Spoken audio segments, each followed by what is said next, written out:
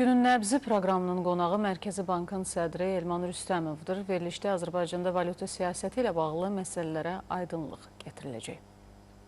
Mən bir daha qeyd eləmək istəyirəm ki, bu gün gedən proseslər, iqtisadiyyatımıza gedən proseslər bütövlükdə Azərbaycan əhalisinin, əmanətçilərin, bütün iqtisadi subyektlərin, biznesin maraqlarını tam nəzərə olaraq aparır və biz bilirik ki, bizim uzun müddətli maraqlarımız iqtisadi inkişafımızla bağlıdır, iqtisadi artımla bağlıdır və burada narahatçılıq və nigarançılıq üçün heç bir problem görmürük.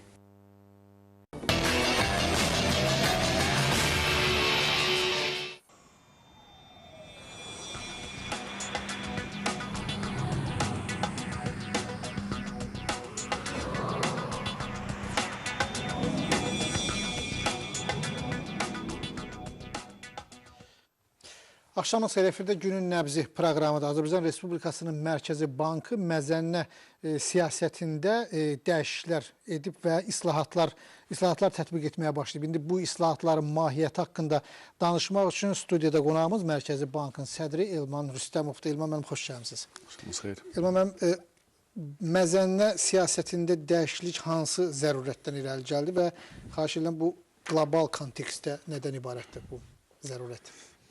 Bildiyiniz kimi bu günlərdə biz mətbuat üçün açıqlama vermişik və Azərbaycan Mərkəzi Bankın İdarə Heyətinin qəbul etdiyi son qərarı izah etmişik.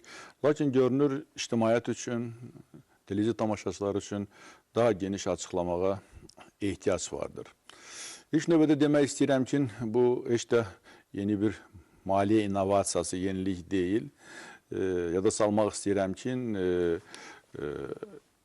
2008-2011-ci illəri əhatə edən bir dövrdə, nə vaxt ki, qlobal maliyyə böhranı başlamışdı, o dövrdə biz manatın məzənnəsini məhz o bivalyuta səbətini, yəni iki valyutalı səbətə hədəfləyirdik və bu bizə imkan verirdi ki, daha çevik məzənnə siyasəti həyata keçirdik. Lakin o dövrdə bütövlükdə bizim neftin qiymətinin çox yüksək bir səviyyədə olduğu bir şəraitdə, Azərbaycanın ödəmə balansının olduqca yüksək bir profitliyi şəraitində bütövlükdə bu balansdan irəli gələn manatın məzənnəsinin möhkəmlənməsinə böyük bir təzyiq var idi. Və belə olan şəraitdə bir digər tərəfdən isə əhəmiyyətli dərəcədə evroda dollara qarşı əhəmiyyətli bahalaşırdı bu dövrdə. Və bunlar deməli, bu hər iki faktor, hər iki amil eyni bir istiqamətdə manatın məzənnəsinin möhkəmləndirməyə doğru aparırdı və əgər biz o dövrdə bu səbətdə avrodan imtina etməsiydik, biz bu günlərisi daha möhkəm bir manat məzənnəsi ilə üz-üzə idik və bunun üstün tərəfləri var təbii ki, inflyasiyanın azaldılması və s. Lakin biz bilirik ki, bunun mənfi tərəfləri də var. Mənfi tərəfləri məhz bütövlükdə ixracatçıların mənafeyinin qorulanması, şaxələnməyə xidmət etməsi istiqamətində müəyyən zəiflikləri və mənfi tərəfləri də vardır. Və bütün bunları nəzərə alaraq biz o vaxtlarısı bivalyuta səbətində evrodan imtina etdik. Lakin biz bugün tam tərs, yəni bir əks bir mənzərə ilə rastlaşırıq. Biz bilirik ki, artıq davamlı bir dövrdə avro dollara qarşı ucuzlaşır və bizim məzənnəmiz sərt olaraq manatın məzənnəsi dollara bağlandığına görə bu ötürücülük, yəni dolların avroya qarşı bahalaşması deməli bilavasitə manata da ötürülür. Manatın avroya qarşı məzənnəsinə qarşı da bu ötürülür. Çox maraqlıdır ki, bu günlərisi demək lazımdır ki, manatın ümumiyyətcə məzənnəsi bütün bizim ticarət tərəfdaşlarımıza qarşı üzən rejimdədir. Nəyə görə? Çünki biz dollara bağlıyıq. Dollar isə bütün başqa qalan məzənlərə qarşı deməli sərbəst rejimdədir, üzən rejimdədir. Və bu ötürücülük ona gətirib çıxardır ki, biz bilirik ki, son dövrlərdə biz evronun manata nisbətən də əhəmiyyətli ucuzlaşmasının şahidi olduq. Nəzərə almaq lazımdır ki, Avrozona bizim çox mühüm ticarət tərəfdaşlarımızdan biridir və belə olan şəraitdə biz görürük ki, təbii ki, bizim iqtisadi perspektivlərimizə iqtisadi perspektivlərimizə əhəmiyyətli dərəcədə təsir göstərə bilər və belə olan bir şəraitdə məhz manatın məzənnəsinin dollardan tam və yeganə asıllığından imtina etmək üçün biz yenidən avronu deməli səbətdə bərpa etdik. Və mən demək istəyirəm ki, bu bərpa çox da əhəmiyyətli deyil. Bu bərpa, yəni onun payı səbətdə çox da əhəmiyyətli deyil və bu bizə imkan verir ki, bütövlükdə gözlənilən deməli avronun dollara qarşı əlavə zəifləməsi, bildiyiniz kimi Avropa Mərkəzi Bankı 18 aylıq bir proqram elan edibdir və mart ayında o proqram start götürür. Hər ay 60 milyard evro həcmində deməli bazardan qiymətli kağızlar alınacaqdır, yəni emisiya olunacaqdır və bu ekspertlər bir mənalı deyirlər ki, ilin sonuna kimi, yəni bu proses davam etdikcə avronun dollara qarşı zəiflənməsi davam edəcəkdir.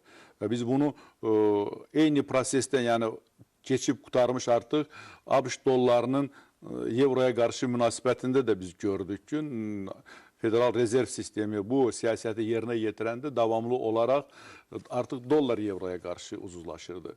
Və bir daha demək istəyirəm ki, bu payın cüzi olması bizə imkan verəcək ki, evronun dollara qarşı əlavə zəiflənməsini biz manata, yəni səbətin dəyərinə ötürməyək.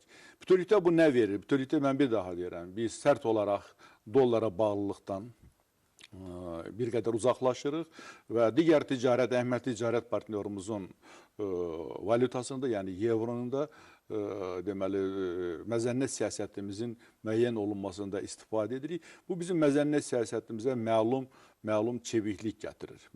Müstəqillik, çeviklik və bazar elementləri mən deyərdim. Yəni bazar elementləri gətirir və dünyanın iki nəhəng iqtisadiyyatında, yəni məzənnə nədir avro, dollar məzənnəsi? Bütövlükdə dünyanın iki nəhəng iqtisadiyyatında təxminən paritet iqtisadi gücə malik olan iki mərkəzdə gedən prosesləri və hansı ki bizim mühüm ticarət tərəfdaşlarımızdır, bu prosesləri çevik olaraq milli valyutanın məzənnəsində öz siyasətimizdə nəzərə almaq imkanı yaradır. Yəni bu bunun qlobal kontekstidir. Yəni ki, bu həyata keçirilən siyasətin qlobal konteksti, yəni belə görünür ki, səbəb kənardadır. Bəli. Yəni dollar, avro siyasətində onların davranışı artıq bizdə də hansısa bir korrektirovka eləmək, yəni ki, zərurəti yaratdı.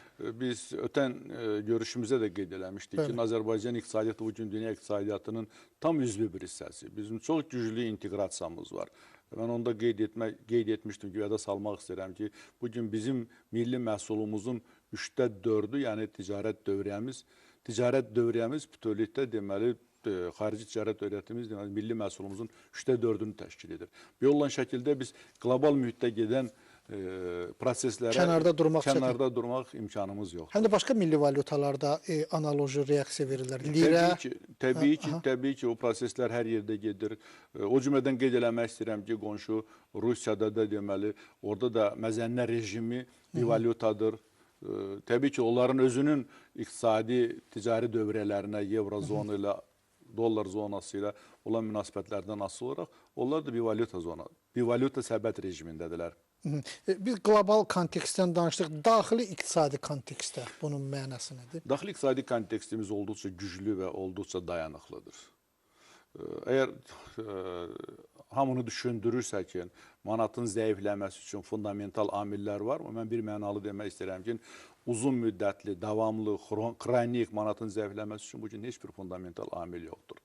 Əgər iqtisadi nəzəriyyəyə və iqtisadi praktikaya müraciət etsək, bu ancaq iki halda baş verir. Birinci, əgər ölkənin ödəmə ticarət balansında davamlı defisit varsa, bu defisiti milli valyutanı zəiflətməkdən başqa örtmək üçün heç bir yol yoxdur.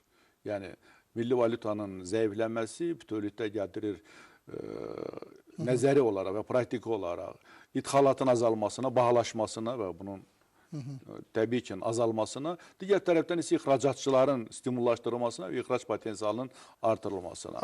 Bu deməli, sahibkar üçün, yerli istihsal üçün bu stimuldur. Gəlin qlobal ilə danışaq, makroekonomik danışaq, sonra biz yəqin ki, qayıdacağıq hər bir iqtisadi agentin necə deyərlər, mənfəətlərinə və zərərlərinə. O ki qaldı ikinci amilə, bu ikinci amil isə ölkənin belə bir şəraitdə, xronik ödəmə balansının defisi şəraitində heç bir ehtiyatları yoxdur. Valyuta ehtiyatları toplamayıb. Amma biz deməliyik ki, bu günlərsi Azərbaycanın ümumi daxili məhsulunun 70%-nə yaxın bir səviyyədə və özünün dövrədə olan manat ehtiyatlarının isə təxminən 2,5 dəfədən çox deməli bizim valyuta ehtiyatlarımız var.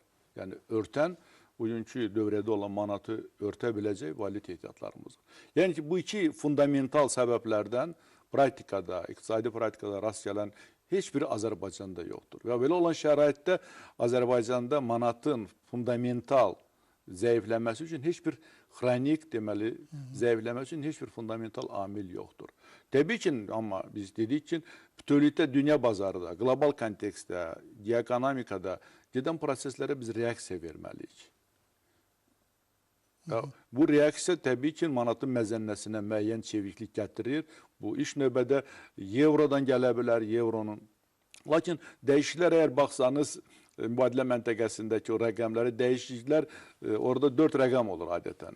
O 4 rəqəmin axırıncı rəqəmi bu qəpiyin bir qəpik deyil. Bir qəpik deyil, qəpiyin %1'ləri səviyyəsində gedən müəyyən bir çeviklik gətirir və təbii ki, bundan narahat olmağa dəyməz. Bu çeviklikdir. Bilirsiniz ki, bir sıra dövlətlər, mən bunu xüsusi qeyd etmək istəyirəm ki, bir sıra dövlətlər çox radikal və kəskin devalvasiya etdilər öz milli valyutalarını, Amerika Birləşmiş Ştatları dollarına qarşı və digər konvertasiya olunmuş valyutalara qarşı. Azərbaycan dövləti Bakıda heç düşünmür də. Bunun üçün heç bir səbəb yoxdur. Heç bir səbəb yoxdur.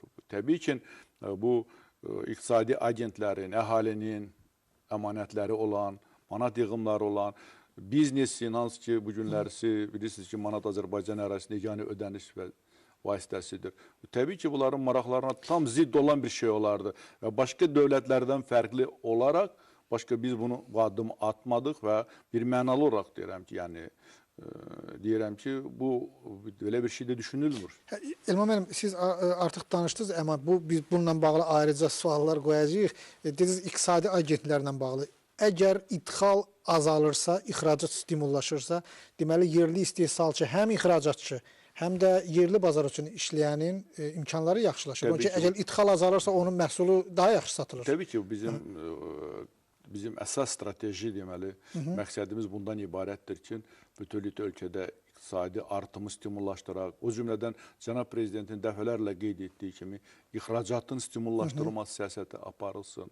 Lakin bu siyasət çox şaxəlidir və çevik məzənnə siyasəti də, mən birinci dəfə qeyd etmişəm, bunun çox mühüm, lakin yeganə olmayan bir tərkib hissəsidir. Manatın yaxın gələcəkdə manatı nə gözləyir? Mən artıq məncə bu suala cavab verdiniz. Mən bu suala artıq cavab verdim. Heç bir dramatik, heç bir xronik bir proses, yəni devalvasiya prosesi gözləmir. Manat möhkəm valyutadır və onun arxasında bugün Azərbaycan dövlətinin gücü, qüdrəti dayanır və bu bir mənalıdır. Sualımı bir qədər də dərinləşdirim. Yəni, inflyasiyanın təsiri, bu proseslərin inflyasiya təsiri nə qədər olacaq və bu ilin sonuna qədər inflyasiyanın nə qədər olacağı proqnozlaşdırılır?